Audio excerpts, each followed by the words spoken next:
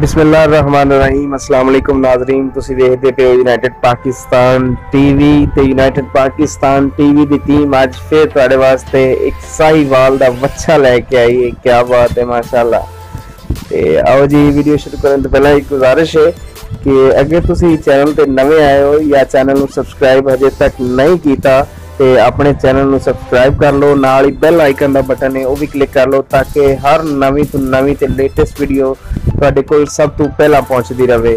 ते आओ जी असी वीडियो शुरू करते हैं। बच्चा वहा रहे हैं तुहानू दोस्तां नू, सलियां करा दी है तुहाडी। क्या बात है जी माशाअल्लाह, बड़ा ही खूबसूरत ते सोहना बच्चा है। ते इहो जिहियां चीज़ां तुहानू सिर्फ यूनाइटेड पाकिस्तान टीवी दे ही प्लेटफॉर्म तो मैसर होणगियां इंशाअल्लाह।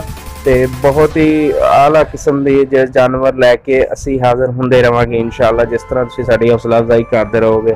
ते बच्चा जनाब तुहाडे सामने है। मालक नाल इहदे बारे गल हो गई है। मालक की डिमांड जनाब जिहड़ी है 1.5 लाख रुपया डिमांड मालक की। तुहानू वीडियो किद्दां दी लगी नीचा प्यारा जा कमेंट करके सानू जरूर दसना, अपनी राय तो जरूर आगाह करना।